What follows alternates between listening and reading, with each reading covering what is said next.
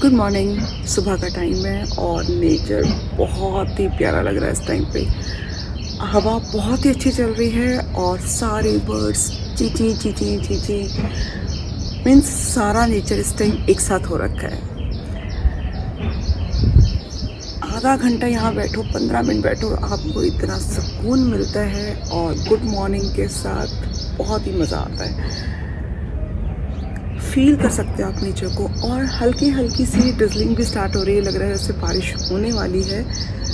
तो ये best time है सुबह आराम से यहाँ बैठने का।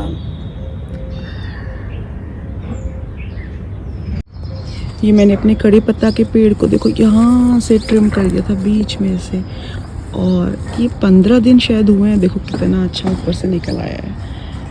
तो ये सबसे बेस्ट टाइम होता है, आप थोड़ा थोड़ा ट्रिम कर दो। यहाँ से मैंने काट दिया और अब देखो ऊपर से कितना सुंदर आ गया है, हरा भरा। और ये स्पेशल कड़ी पत्ता है, ये साउथ का है स्पेशल। कई तरह के होते हैं, मैंने ये साउथ का मंगाया था। बहुत ही इसकी ज़बरदस्त एकदम खुशबू आती है, बड़ा ही मज़ा आता है।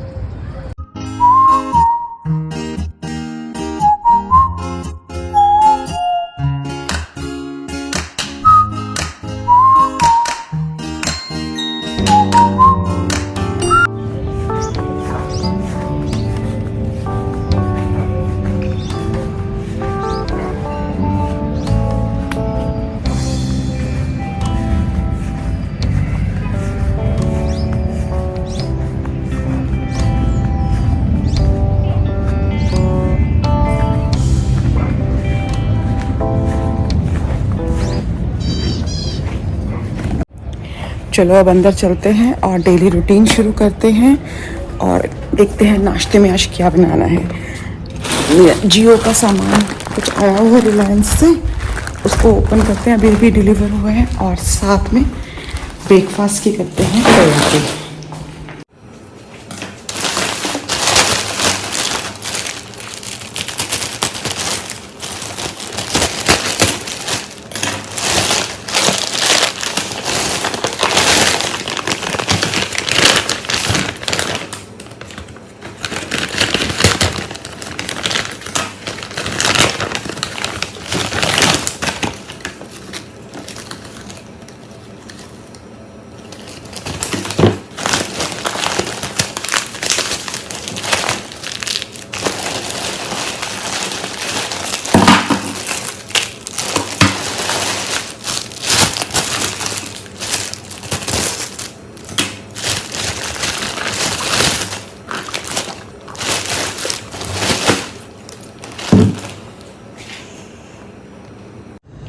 फ्रेंड्स ये देखो, ये सारा का सारा मैंने जो अजवाइन मंगाई थी अभी, वो सारी इसमें डाल दी है। और अब इसको मैं हल्का सा, इसमें थोड़ी सी मिट्टी होगी तो उसको निकाल देती हूँ ऐसे। और इसको मैं यूज़ कैसे करूँगी पता है, इसको मैं सारे को ग्राइंड कर लूँगी। क्योंकि अजवाइन आप स्पेशली पर्टिकुलर चीज़ों में डालते हैं, जैसे परांठा वगैरह या कुछ बनाते हैं या सब्जी वगैरह में, तो कई बार क्या होता है वो मुँह में आती है और हर चीज़ में इसको यूज़ भी नहीं कर सकते। जबकि मैंने एक स्पेशल बुक पढ़ी थी, स्पेशली जो आपके स्टमक के लिए होती है, उसमें लिखा था कि अगर आप अजवाइन को रेगुलरली यूज़ करते हैं मोस्ट ऑफ द थिंग्स में, तो आपकी जो डाइजेशन पावर है उसमें आपको बहुत ही हेल्प मिलती है। तो ये तरीका जो है बताया गया था कि आप अजवाइन को अच्छे से साफ़ कर लें। चाहे तो आप धो भी सकते हैं, लेकिन मैं धो नहीं रही हूँ, मैं साफ़ कर लेती हूँ ऐसे ही। अगर थोड़ी बहुत मिट्टी होगी वो निकल जाएगी नीचे से। और उसके बाद मैं इसको ग्राइंड करके पीस के मिक्सी में रख लूँगी। और आप चाहें तो जब आटा गूंथते हैं तब इसमें आटा गूंथ सकते हैं। एक बार यहाँ पिस जाएगी तो आप उसे किसी भी चीज़ में यूज़ कर सकते हैं। जैसे आप आटा गूंथते वक्त उसमें डाल लीजिए 1 चम्मच, कोई सब्जी बना रहे हैं उसमें 1 चम्मच डाल लीजिए, तो वो मुंह में नहीं आएंगे इसके जो थोड़े थोड़े दाने होते हैं। आप ग्रेवी वाली सब्जी बना रहे हैं उसमें भी 1 चम्मच डाल सकते हैं। तो ये बहुत ही हेल्पफुल है डाइजेशन में। तो मैं नॉर्मली इसको इतना सारा मंगा के और पीस के रख लेती हूँ। जब भी कुछ बनाना होता है उसमें 1 स्पून डाल दिया तो बहुत ही बेस्ट रहता है। आपको जो गैस से रिलेटेड दवाइयाँ वो नहीं खानी पड़ती, आपको डाइजेशन से रिलेटेड कोई चूरन नहीं खाना पड़ता। ये दी बेस्ट होता है। तो आप भी अगर चाहें तो ट्राई कर सकते हैं।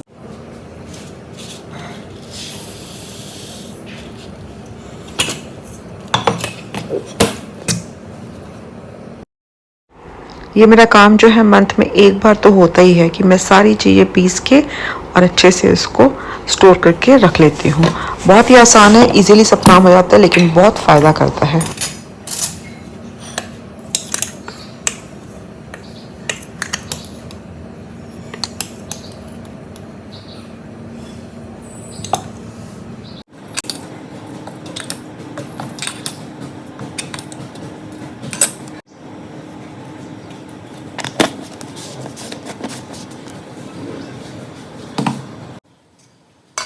ये जीरा है जिसको मैं थोड़ा धूप लगाऊंगी, तो मैं अभी इसको पीस नहीं रही हूँ।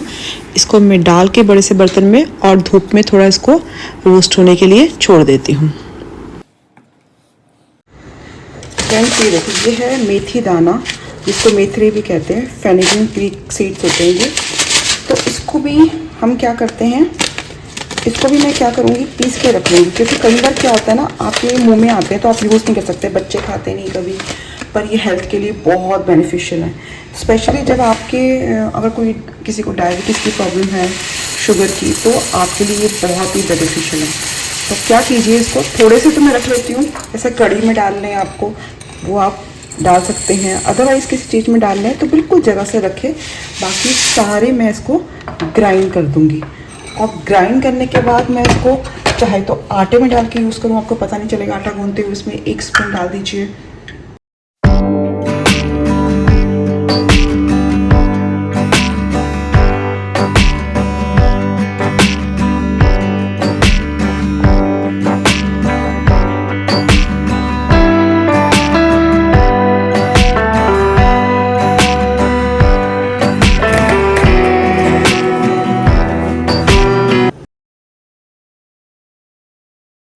बाहर धूप अच्छी निकली हुई है, तो चलिए जीरे को डाल के बड़े से बर्तन में इसको धूप में थोड़ी देर सुखा देते हैं, फिर इसको पीसेंगे तो ये बहुत अच्छा पीसा जाएगा। तो थोड़ी देर इसको बाहर रख के आती हूँ।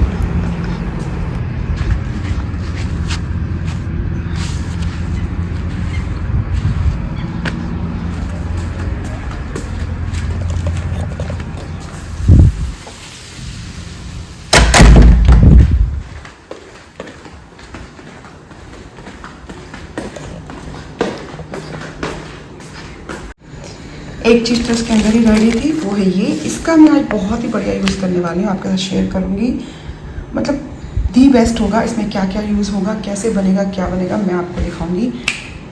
चलिए, एक चीज़ मैं और आज पीसने वाली हूँ, क्योंकि ये मेरा मंथली टारगेट होता है, लेकिन ये ख़त्म हो चुका है। ये है ओट्स। मैं ओट्स मंगा लेती हूँ, चाहे आप कोई भी मंगाइए, रोल ओट्स मंगाइए, नॉर्मल ओट्स मंगाइए। और क्योंकि ये ओट्स आपसे ऐसे खाए नहीं जाते, नॉर्मली क्या होता है, हम ओट्स बनाते तो हैं लेकिन कभी कभी, और थोड़े से बनते हैं, वही बहुत सारे हो जाते हैं। तो मैं क्या करती हूँ, 1 किलो के आसपास ओट्स लेके उसको अच्छे से पीस के पाउडर बना के और एक बड़े से जार में इसको रख लेती हूँ। और इसको रखने के बाद क्या होता है कि जब भी आपने कुछ बनाना है, चाहे आप चीला बनाइए इसका, चाहे आप इसमें डाल के वेजिटेबल्स डाल के इसकी इडली बना लीजिए। पर मैं नॉर्मल में क्या करती हूँ, जब आटा गूंथती हूँ, जितना मैं आटा लेती हूँ उतना ही साथ में थोड़ा सा ओट्स का आटा भी ले लेती हूँ। नॉर्मल आटा जो है, हम लोग रोटी का आटा लेते गेहूं का, उसके साथ ही मैं थोड़ा सा ओट्स का आटा भी लेती हूँ।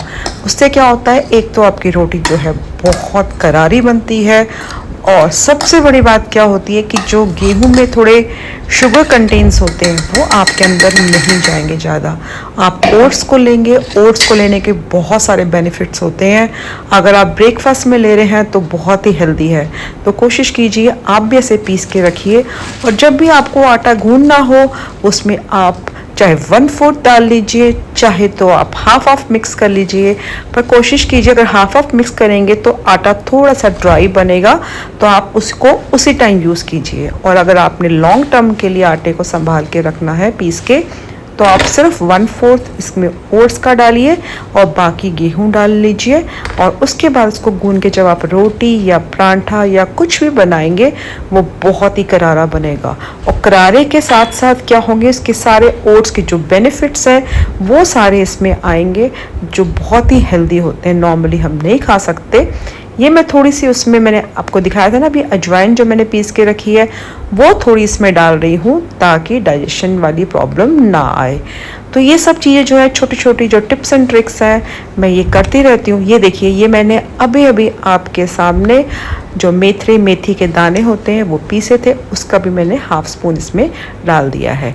और जब मैं परांठे बनाऊंगी साथ ही साथ मैं क्या रख रही हूँ अपनी चाय के बिना परांठे नहीं खाई जाती, तो मैं चाय में इस टाइम पे तुलसी का यूज़ ज़रूर करती हूँ। तुलसी मेरे यहाँ पे बहुत सारी लगी हुई है, बहुत अच्छे से लगी हुई है, तो जब भी चाय बनती है तुलसी उसमें बहुत अच्छे से डलती है।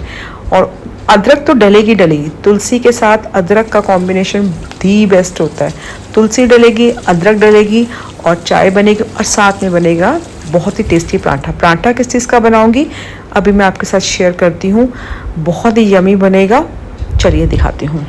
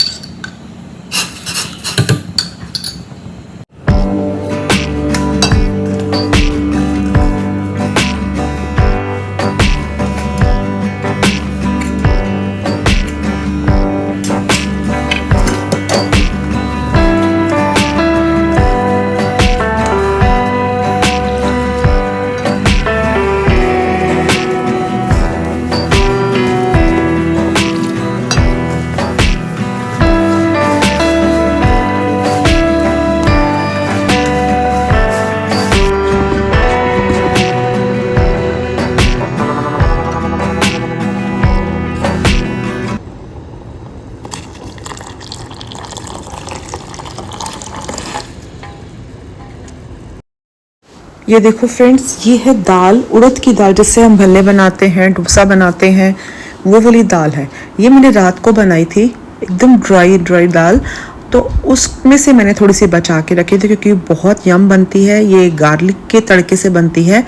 और अगर आप इसके परांठे बना के खाओ, इसको मतलब जैसे आप कचौड़ी खाते हो उसके अंदर दाल फिक्स डली हुई होती है, वैसे ही अगर आप परांठे के इसके बना के खाएंगे तो आपको बहुत यम लगेंगे क्योंकि फिल्ड होती है दाल परांठे के अंदर, बिल्कुल कचौड़ी वाला टेस्ट देती है। तो जब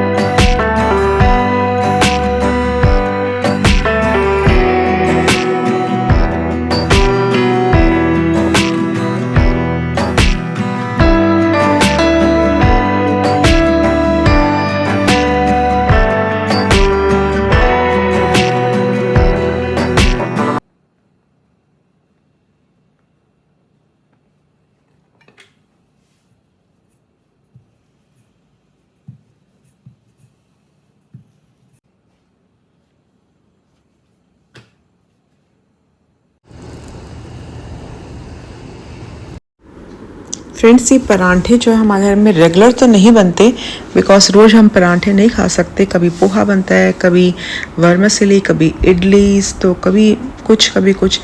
बट क्या होता है ना कि अगर आप कभी परांठे खाते हैं इतने टाइम बाद और वो भी आपने फेवरेट, तो आपको बहुत टेस्टी लगते हैं। तो मैंने इसके साथ ग्रीन चटनी बना के रखी हुई है जो बहुत यम लगती है। आप चाहे तो कर्ड से भी खा सकते हैं और चाय तो बहुत ही मस्त है। तो मैं परांठे तैयार कर रही हूँ ताकि हम एक साथ खा सकें, और क्योंकि एक बार बना के रख देंगे तो मज़ा नहीं आएगा, साथ साथ में करारे ही खाने में मज़ा आता है। तो परांठे मैं बना के रख दूँगी 3 से 4 ताकि हम 2-2 खा सके इजीली, मैं और मेरे हस्बैंड। साथ में मेरी चाय भी एकदम तैयार हो गई है। मैं चाय थोड़ी सी स्ट्रॉन्ग लेती हूँ जिसमें कि दूध बहुत कम और पानी ज़्यादा और चाय पत्ती बहुत ज़्यादा। ये घर की जमाई हुई कर्ड है जो बहुत ही अच्छी जमी है, एकदम फ्रेश, तो इसके साथ खाने का मज़ा ही कुछ आ रहेगा।